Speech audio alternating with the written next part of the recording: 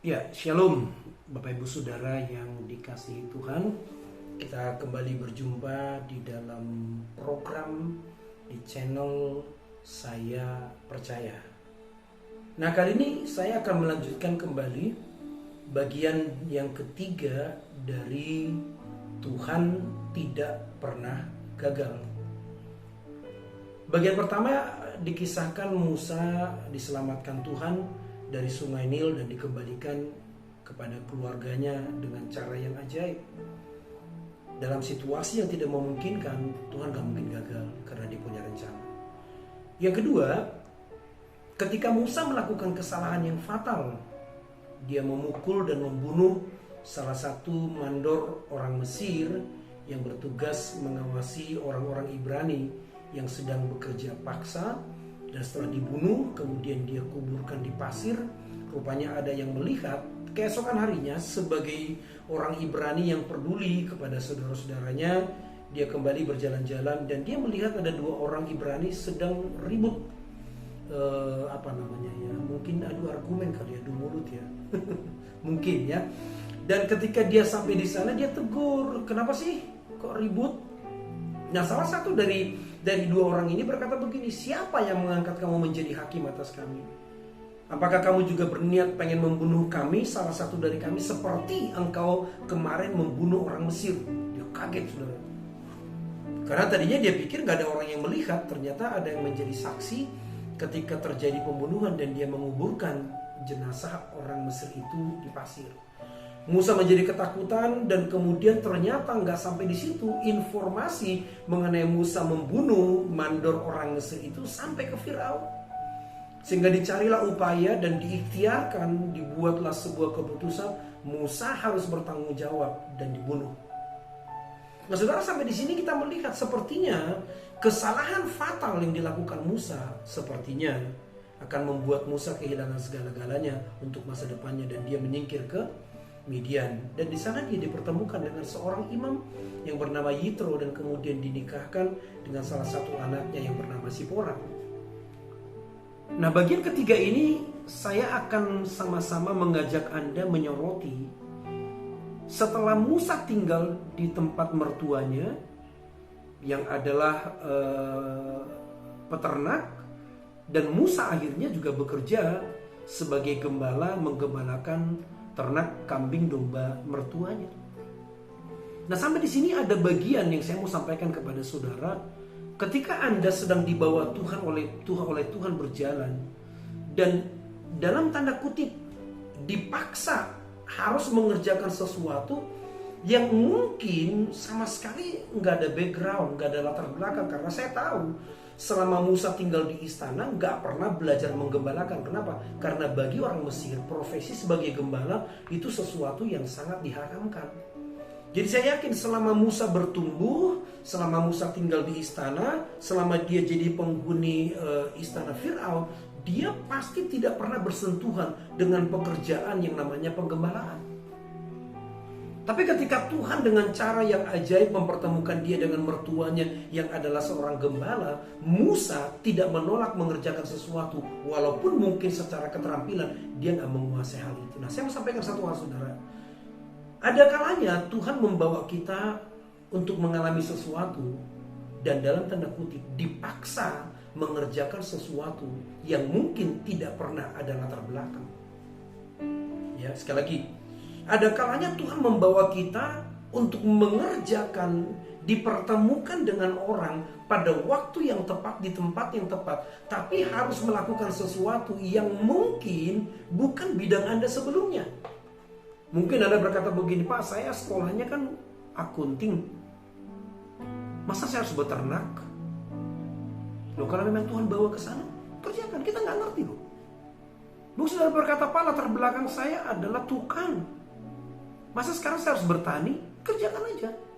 Apa yang Tuhan izinkan, saudara? Apa yang ada di hadapan Musa? Penggembalaan. Dan dia kerjakan. Sekalipun saya tahu dia gak pernah belajar secara khusus untuk menggembalakan kambing domba. Dan seiring berjalannya waktu, tahun berlalu, akhirnya Firaun juga meninggal. Dan kemudian pada saat yang tidak diduga-duga, perhatikan baik-baik, ketika Musa sedang menggembalakan kambing domba, dan kemudian Anda sudah tahu kisahnya, tiba-tiba ada api, dan api membakar semak-semak di mana Musa sedang menggembalakan. Dan Musa berkata begini, coba saya lihat ada apa sih? Kok tiba-tiba ada api, ada percikan api, atau mungkin kalau sekarang kita berkata, jangan-jangan ada petir yang menyambar area tersebut. Tapi ternyata begitu dia tiba di sana, sama sekali dia nggak menemukan semak yang terbakar. Dan akhirnya di sanalah Tuhan memulai sebuah komunikasi dan menyampaikan bahwa Musa harus kembali ke Mesir. Dalam rangka apa? Dia harus membawa umat Tuhan keluar dari Mesir, masuk ke tanah Kanaan, ke tanah perjanjian yang sudah diberikan Tuhan kepada Abraham dengan sumpah. Nah, saudara lihat, ketika Musa lahir dalam situasi yang sangat kritis, dan kelahirannya adalah kelahiran yang hampir 100% berujung kematian karena dia anak laki-laki. Tapi Tuhan tidak pernah gagal. Dengan cara yang ajaib dia kembalikan. Bahkan ketika Musa melakukan sebuah kesalahan yang fatal, kehilangan segala sesuatu, bahkan sebagian besar orang Mesir yang mengenal dia berkata, Musa sudah kehilangan masa depannya. Tapi sekali lagi, Tuhan tidak pernah gagal. Mungkin Anda pernah salah, Anda pernah gagal, fatal, dan orang berkata, kamu udah gak punya masa depan. Saya mau katakan sekali lagi, selama berjalan dalam rencana Tuhan, selama percaya Tuhan menyertai, selama percaya Tuhan ada di dalammu, Tuhan sanggup memulihkan. Tuhan selalu punya cara untuk mengangkat, mengembalikan, dan mempromosikan saudara dan saya, dan menggenapi apa yang sudah dia rancang dari sejak semula.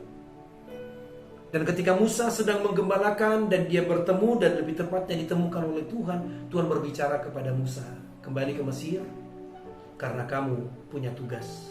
Dan saudara tahu, itu Tuhan sudah persiapkan, itu Tuhan sudah rancang dari sejak semula. Tuhan memang sudah memilih Musa untuk menjadi pemimpin yang akan membawa Israel keluar dari Mesir. Sekalipun mungkin orang tuanya nggak tahu, bapak ibunya nggak tahu, abang-abangnya nggak tahu, kakaknya nggak tahu. Bahkan Musa sendiri berbeda ceritanya ketika kita melihat kisahnya Yusuf. Yusuf dari kecil diberi mimpi, mungkin ada gambaran, tapi Musa sama sekali nggak ada tanda-tanda. Dan situasi ketika Musa lahir, kesalahan fatal yang berakibat dia kehilangan semuanya, sepertinya menjadi momen di mana Musa kehilangan segala-galanya. Tapi sekali lagi, saya percaya Tuhan tidak pernah gagal. Apa yang ada di tanganmu hari ini? Seperti Musa, yang ada penggembalaan, dia kerjakan. Yang ada di depannya adalah kambing domba, dia lakukan. Yang ada di depannya adalah mertua yang punya profesi selain seorang imam adalah penggembala ternak kambing domba. Dia kerjakan, dia gak menolak, karena Tuhan sedang membawa Musa ada di sana. Saudara, setelah mungkin Anda gagal dan hari ini kau berkata, Pak, tinggal ini yang ada, gak seberapa. Tinggal modal ini yang saya punya, gak seberapa. Saya cuma punya keterampilan ini, saya cuma punya bakat ini, saya gak punya banyak akses. No problem. Apa yang ada padamu, apa yang ada di hadapanmu, kesempatan apa yang sedang terbuka bagimu. Dan dari sana Tuhan membawa Musa menggenapi apa yang sudah dia rancang dari sejak semula. Sekalipun Musa gak paham. Nah saudara, dalam sebuah dialog, Musa itu berargumen, debat dengan Tuhan. Karena Musa sangat sadar dia bukan orang yang skillful, bukan orang yang pandai bicara, bukan seorang leader. Dan memang sekali lagi, dalam banyak hal untuk menjadi seorang pemimpin, Musa ini punya kekurangan itu cukup fatal. Dia bilang, bagaimana mungkin mereka bisa percaya? Saya bukan orang yang pintar ngomong. Sekali lagi, Anda mungkin bukan orang yang cakep, bukan orang yang pandai bicara, no problem. Dia bilang, saya bukan seorang pemberani, no problem. Saya bukan orang yang fasih lidah, no problem. Mungkin Anda berkata terlalu banyak argumen yang kau katakan hari ini untuk berargumen bahwa rasa-rasanya saya nggak bisa berhasil. Saya mau katakan sekali lagi, Musa juga argumen dengan Tuhan. Tapi Tuhan bilang, no, aku sudah memilih, aku sudah merancang, aku sudah menetapkan. Engkau akan membawa bangsa itu satu pekerjaan besar, satu proyek besar yang sudah Tuhan siapkan dari sejak dahulu kala. Saudara, kita mengerti pada akhirnya Musa kembali ke Mesir. Dan saudara lihat, satu hal yang luar biasa. Saya takjub. Kenapa Musa begitu mudah dan gampang sekali datang ke istana? Saudara pernah mikir kan?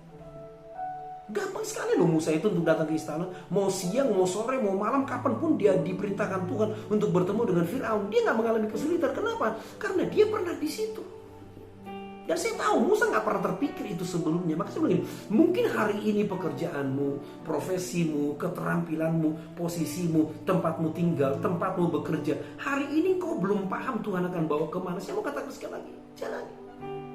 Apakah Musa pernah berpikir bahwa suatu ketika dia akan kembali ke Mesir dan punya akses yang begitu gampang masuk istana? Kenapa? Karena dia tercatat sebagai penghuni istana, anak dari putri Firaun. Jadi apapun yang Tuhan izinkan terjadi hari ini, mengucap syukur dan percaya Tuhan tidak pernah gagal.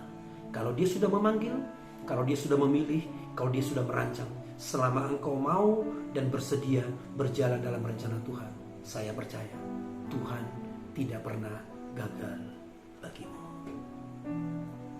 Amin. Lebih luas dari samudra kebaikanmu Bapa, takkan habis di hidupku. Lebih tinggi dari cakrawala, tak terbatas kasih-Mu. Sungguh ku bersyukur. Lebih luas dari samudra kebaikan Bapa, takkan habis di hidupku. Lebih tinggi dari cakrawala, tak terbatas kasih-Mu.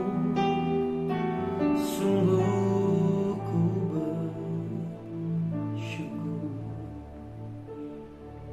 Musa menjadi bukti Tuhan tidak pernah gagal.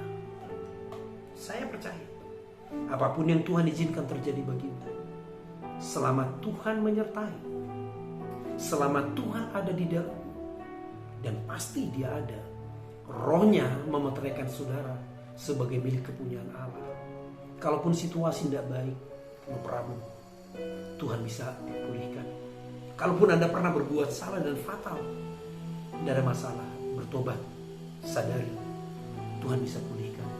Dan kalaupun yang ada padamu hari ini tidak sebesar yang kau harapkan, modal, keterampilan, pekerjaan, lapangan pekerjaan, skill, bisnis, usaha, kecil, saya mau katakan, kerjakan. Sebab Tuhan sanggup melakukan segala sesuatu dan tidak ada rencananya yang gagal. Amin. Baik, sesi yang ketiga saya akhiri sampai di sini. Saudara bisa subscribe, bisa share, dan bagikan channel ini. Saya yakin saudara diberkati, dan pasti ada banyak orang juga diberkati oleh Tuhan. Sampai jumpa lagi, Tuhan Yesus memberkati dan shalom.